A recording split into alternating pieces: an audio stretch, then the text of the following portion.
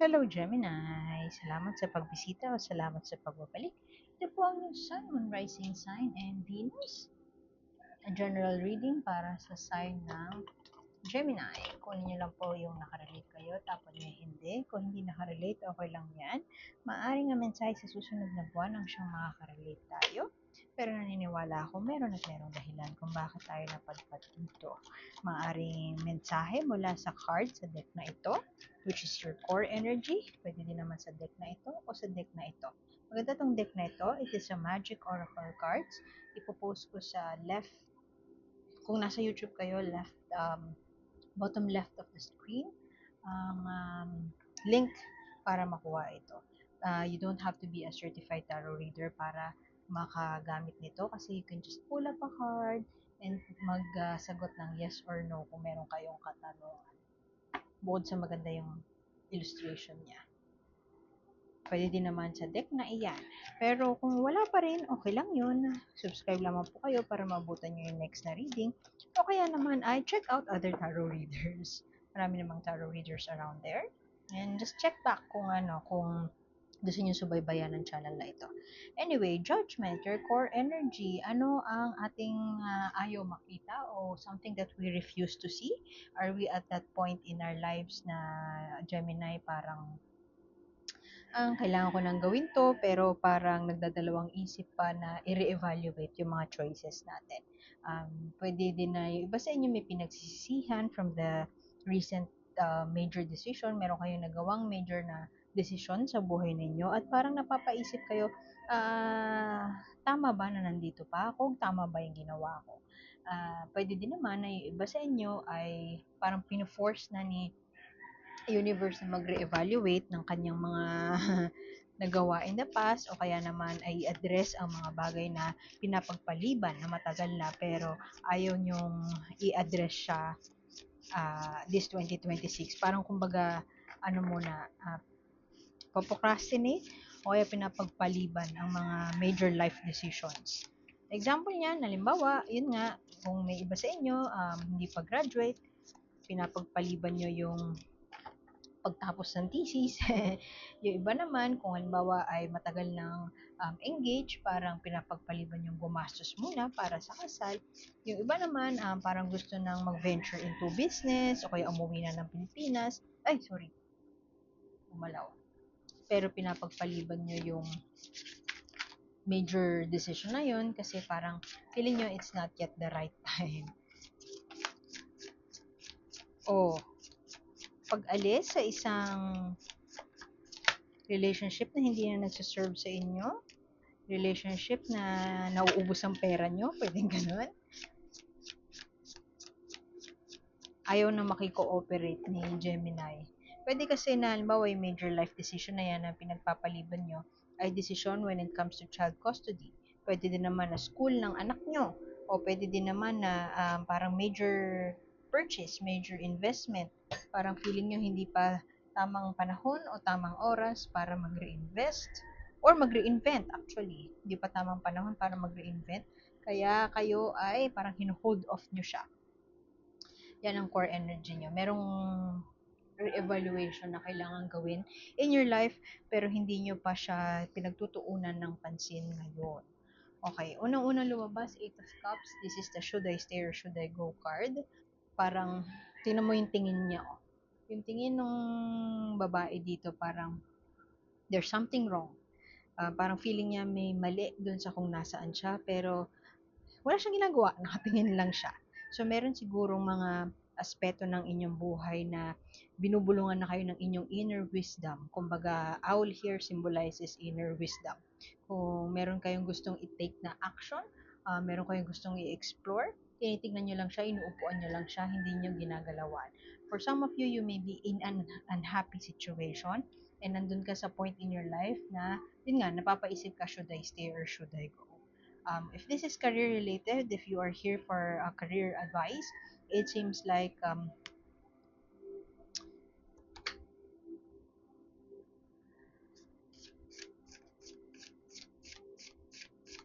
parang you need to pick the brain of other people. You need to collaborate.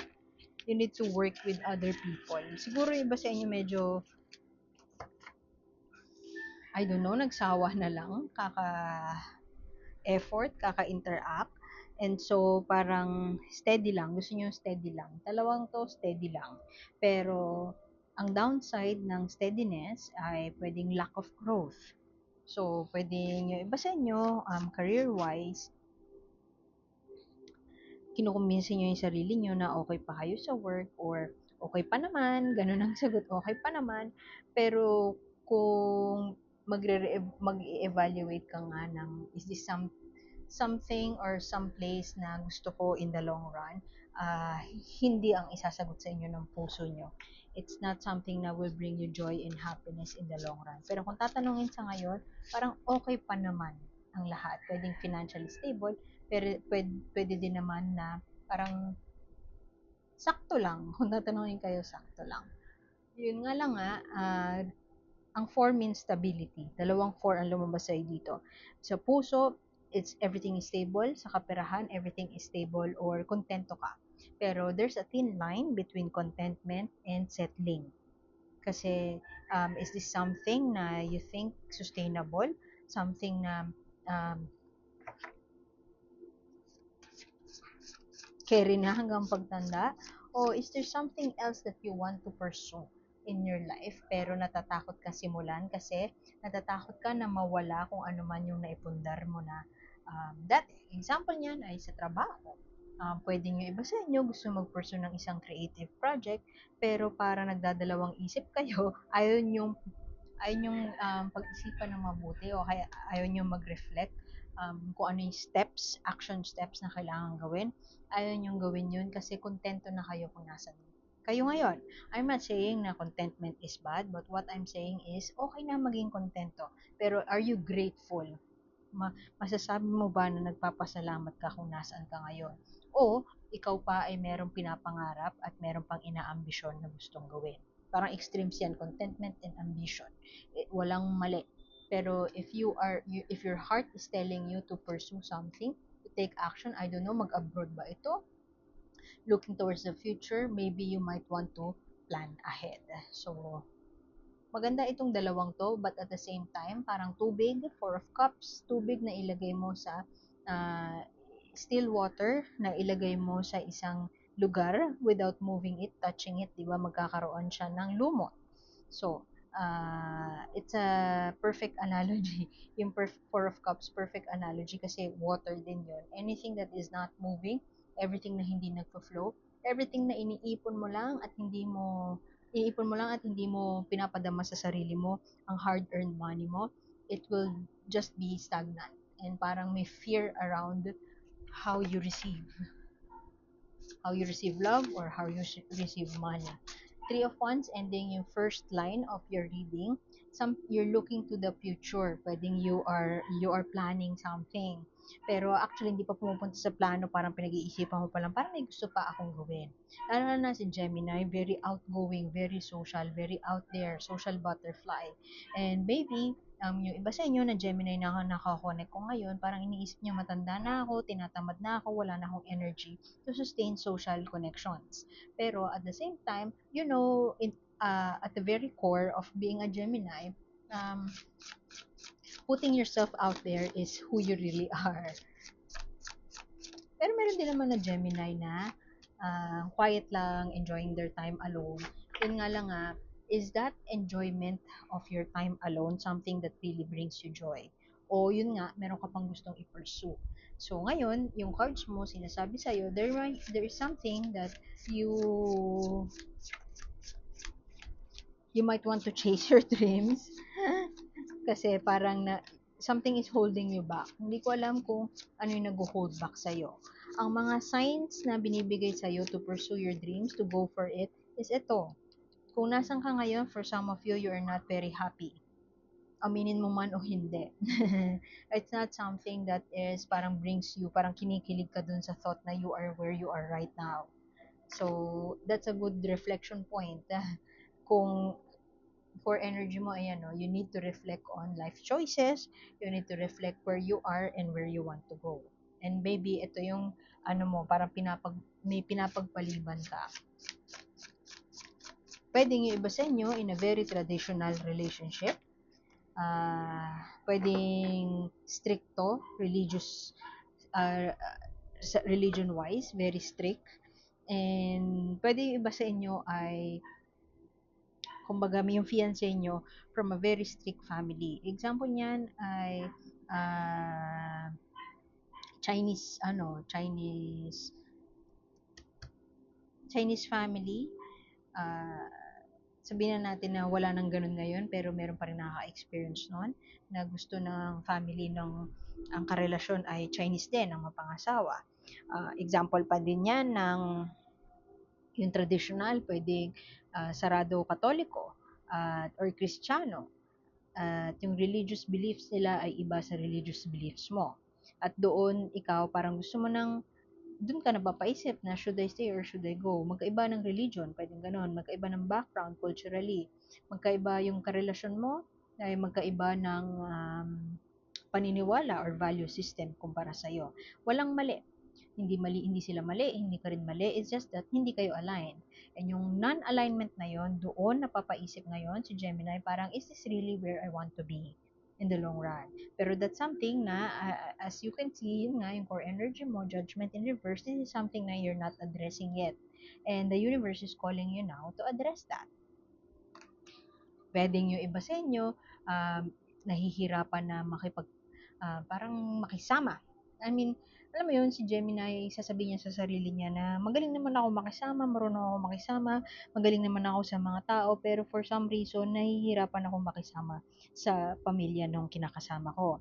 Not necessarily pamilya, yung iba sa inyo, pwedeng yung barkada, nahihirapan kayo, hindi kayo aligned ng gusto in life, hindi kayo aligned ng mga values ng belief system, hindi parehas yung tradition or yung institusyon.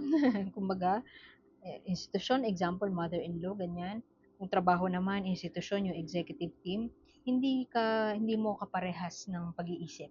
And maybe yung iba sa inyo, yun yung tinatago-tago nyo, secret nyo na hindi nyo masabi, hindi nyo fully ma-express. Siguro sa mga nabibilang na kaibigan nyo lang nasasabi na parang hindi ako ganun kasaya, or hindi ako ganun ka satisfied.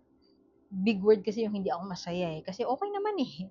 Okay naman eh. Pero parang kung huhugutin natin yung kaluluwa mo, dudukdukin natin ng parang i-examine natin yung kaluluwa mo. There's something else that you're looking for.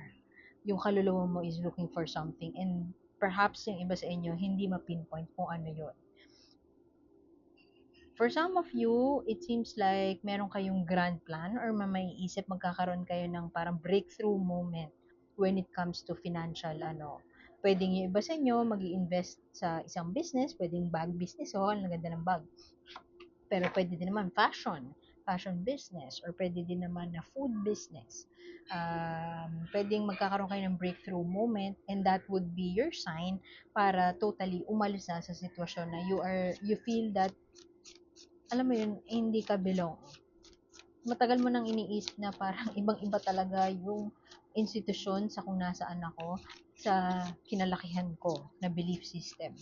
And while gusto kong sumunod at makisama, something doesn't sit right. Something doesn't feel right. Sometimes I feel I don't belong. Yung mga ganyan. Pero maganda na lumabas ang Ace of Swords dito. Yung iba sa inyo, pwedeng yung breakthrough moment na yan, yun na nga, proposal, wedding. Kasi tingnan mo, may ring pa dyan, no? Pwedeng magpo-propose sa inyo yung partner nyo, boyfriend, girlfriend pa lang kayo, hindi ka napapaisip ka minsan kung ito ba yung sitwasyon na gusto ko to be in the long run, kasi merong misalignment pagdating sa mga value system. Sometimes I feel like I need to prove myself, I earned it, dun sa grupo na okay naman kami, pero yung stability na yun, it comes with a price. Yung okay naman.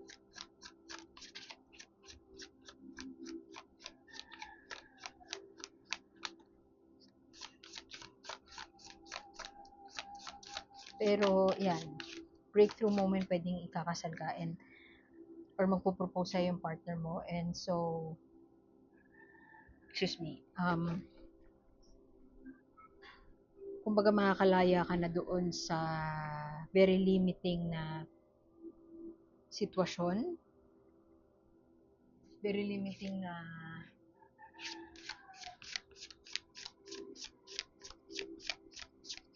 social situation. Alam mo yun, si Gemini very social nga, 'di ba? So parang ang pagkakakilala ni Gemini sa sarili niya ay kaya niya namang pakisamahan kahit saan pa siya ilagay. Pero for some reason, dito sa parang love of his or her life pa, sa sitwasyon, the social situation with the love of his or her life, doon pa siya nagkakaroon ng struggle na makisama. And maybe yung iba sa inyo, nahihirapan na mag-make sense, nahihirapan na you're having a hard time to make sense out of it. Hindi mo siya maintindihan bakit may struggle doon. And perhaps that is something na hindi mo fully kino-confront pa sa ngayon. Three of Swords, ending your reading. Parang ano ba to? Ano yung pelikula na yung kay Jadine? Uh, Never Not Love You ba yun? Okay ang lahat eh. Until you had this ambition, until you had this goal na akala nyo din okay lahat. Pero ang ending, you will come to a realization na there's something else you want in your life. And so you will do it alone. Pwedeng si Gemini yung makikipag-break. This is heartbreak, heartache, ending your reading. Pero tingnan mo, red boots.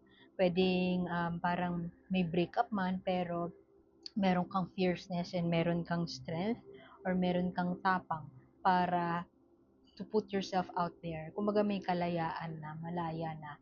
Pwede din naman na yung iba sa inyo, pagpaplano pa lang ng breakup. Pinaplano pa lang yung breakup. Kasi starting your reading, oh, should I stay or should I go? Nararapat ba ako dito? Something doesn't sit well. I feel like I don't belong. It's too traditional for me. So, ang ending nun, there's a liberation. May heartbreak, pero there's a liberation. Kasi, you are parang eyeing to the future. There's something, may ambition pa. Meron siyang goal para sa sarili. Oh, ang bilis. No, ting mo, fire pa. Ang ano mo, oracle card mo, ang advice sa'yo, fire. Yes, go for it. Beware of judgment. Opportunities incoming. Yes, acceptance is needed. And choose love. Hindi ko alam kung para saan yung choose love, pero babasahin ko yung guidebook niyan para kayo din ay may sariling interpretation. Nasabi ko na I'm not sure sa choose love kasi ang ending mo ay heartbreak.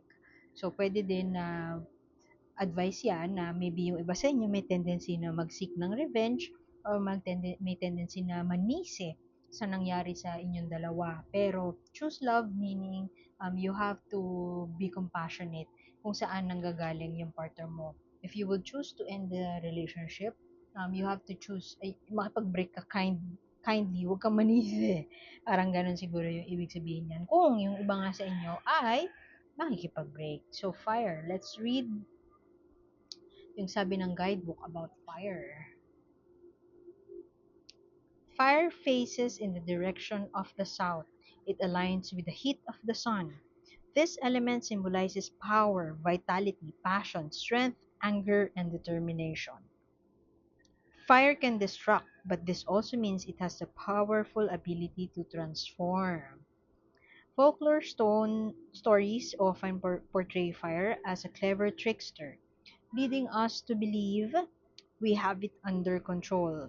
Of course, when we don't, it can result in utter chaos. Allow the mythology to serve as a warning to be aware of uncertain energy you might be feeling and stay alert right now.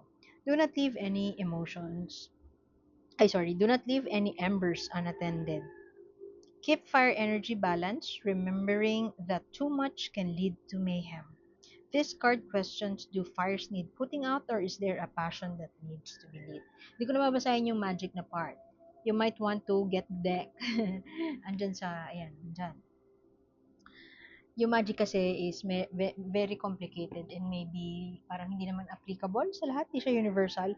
Kasi yung magic part ng deck na yan, ay ng oracle deck na ito, ay parang magbubrew ka ng tea, magsusource ka ng specific na plant, tapos isasama mo, imimix mo sa iinumin mo, yung mga ganon. Medyo magic siya. Yon. So, ang interpretation ko dyan, do not, sabi, di ba? Do not leave embers unattended. So, maybe you are at the point in your life wherein you are forced to reevaluate bago pa maipon ang resentment at sumabog na lang siya bigla, and then it will lead to chaos. Okay? So, Gemini, iwan ko na yun doon. Salamat sa pagbisita and sana makita ko kayo ulit next time. Like, share, and subscribe lang po. Ako po si A and see you soon. Bye-bye!